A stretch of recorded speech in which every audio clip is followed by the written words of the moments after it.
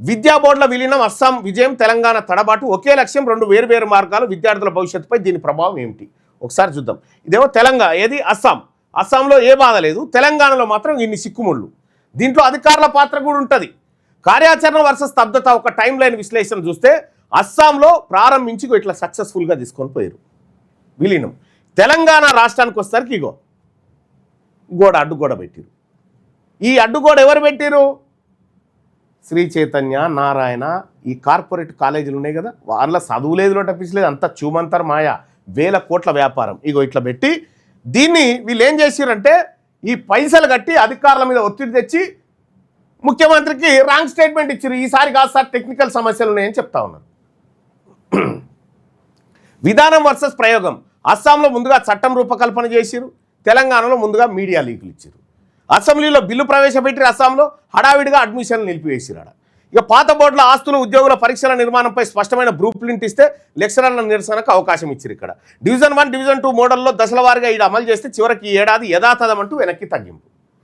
ఇది తెలంగాణలో జరిగింది. టెక్నికల్ ఇష్యూ ఒక సాకు మాత్రమే. అస్సాం విధానం ముందుగా అధ్యయనం చేసి పరిష్కారాలు వెతికి నిర్ణయం తీసుకుంది. సమస్య చట్టపరమైన చిక్కులు, ఉద్యోగుల సర్దుబాటు, పరీక్షల వ్యవస్థ. తెలంగాణ విధానం ఎటువంటి అమలు మెకానిజం లేకుండా కేవలం రాజకీయ ప్రకటనలు చేసింది అంతే. ఈ రాజకీయ ప్రకటన ఎందుకు చేస్తారు? ఈ ప్రకటన చేయడం ద్వారా వాడు రుక్కొస్తారు, అమ్మో మా దందా అయిపోతుందేమో, ఎంత కావాలి సార్ అని ఇచ్చిపోతాడు. గదే తెలంగాణలో సమాధానం లేని ప్రశ్నలు. ఇంటర్ బోర్డు భవిష్యత్తు ఏమిటి? జూనియర్ కాలేజీల పరిస్థితి ఏమిటి? నీట్ జేఈఈ మోడల్ ఎలా ఉండబోతుంది? ఇది సాంకేతిక సమస్య కాదు, ఇది పాలనా సిద్ధంగా లేకపోవడం. నాయకత్వం వర్సెస్ భయం. తెలంగాణ ప్రభుత్వం ఎవరెంత వ్యతిరేకిస్తున్నారు? లెక్చరర్ల వ్యతిరేకత, ప్రైవేట్ కాలేజీల ఒత్తిడి, విద్యార్థుల్లో పెరిగిన అయోమయం, ఫలితం వెనక్కి తగ్గిన ప్రభుత్వం. అసలు ఈ ప్రభుత్వం విద్య ఇక్కడ చూస్తే తెలంగాణలో అమలు ఏంటంటే ప్రభుత్వం చెప్తున్న సాంకేతిక సమస్య గింతే సాంకేతిక సమస్య. దాని వెనకాలన్న మతలాబు చూస్తే భారీ private education economy, corporate junior కాలేజీల ఆధిపత్యం, ఇంటిగ్రేటెడ్ కోచింగ్ వ్యవస్థ, ర్యాంకుల మార్కెటింగ్, వేల కోట్ల ఫీజుల దందా. ఇగో ఈ దందా మొత్తం ఆగిపోతుందని ఆపిరు. ఇప్పుడు ఇవాళ మన పిల్లలకు మంచి ఎడ్యుకేషన్ రాకుండా ఆపింది శ్రీ చైతన్య, నారాయణ, కార్పొరేట్ సంస్థలే.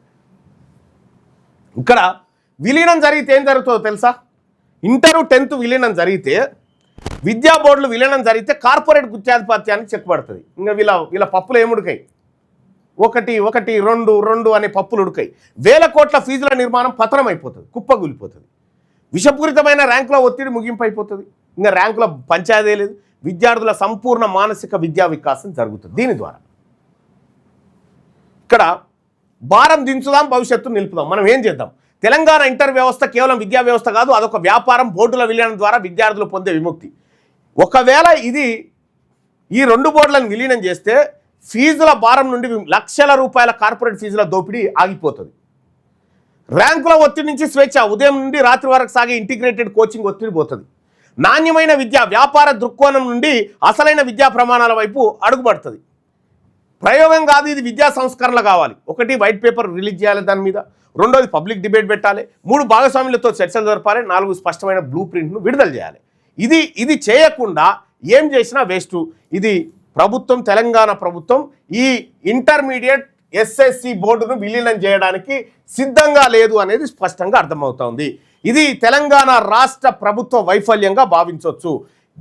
ఎప్పుడు 2024లో విద్యా కమిషన్ వేసి, ఆ తర్వాత 2025లో పాలసీ రూపొందించమని చెప్పి 2026 మధ్యస్థానికి వచ్చేదాకా కూడా దీన్ని అమలు చేసే పరిస్థితి లేదంటే తెలంగాణ రాష్ట్రంలో విద్యా దోపిడీకి రాష్ట్ర ప్రభుత్వం అవకాశం కల్పిస్తూ ఉంది. దోపిడీకి, కార్పొరేట్ వ్యవస్థల దోపిడీకి అవకాశం కల్పిస్తూ ఉంది. దీన్ని తీవ్రంగా ఖండిస్తుంది తెలంగాణ రాజ్యాధికార పార్టీ. రైట్ టు ఎడ్యుకేషన్ అమలు చేయకపోగా మీదికెళ్ళి దోపిడీకి మళ్ళీ అవకాశం కల్పించింది తెలంగాణ ఈ ప్రభుత్వం. కాబట్టి ఈ ప్రభుత్వ తీరుకు నిరసనగా తల్లిదండ్రులారా, మన ఫీజులు మిగులుతూ ఉంటే, మన పిల్లలకు మంచి ఎడ్యుకేషన్ అంతా ఉంటే, కార్పొరేట్ మీడియా, కార్పొరేట్ విద్యా వ్యవస్థ ప్రభుత్వం పైన ఒత్తిడి తెచ్చి మోసం చేసింది. మన తల్లిదండ్రులను, మన విద్యార్థుల భవిష్యత్తును ఆడుకుంటా ఉంది. వాళ్ళకు మన దగ్గర ఉన్న డబ్బులు కావాలి, మన పేదవాడి రక్తం తాగడానికి ఈ అవకాశం ఏర్పడ్డది తప్ప ఇంకొకటి కాదు. కాబట్టి తల్లిదండ్రులారా, మనమందరం కూడా కార్పొరేట్ లెవెల్లో ఫ్రీ ఎడ్యుకేషన్ పిల్లలకు దొరకాలంటే అది తెలంగాణ రాజ్యాధికార పార్టీతోనే సాధ్యం. మన పిల్లల ఫీజుల భారం పోవాలన్నా, మన హెల్త్ సిస్టమ్ సెట్ కావాలన్నా అది బీసీ ప్రభుత్వంతోనే సాధ్యపడుతుందని చెప్పి ఈ విషయాన్ని మీకు స్పష్టంగా తెలియజేస్తా ఉన్నా.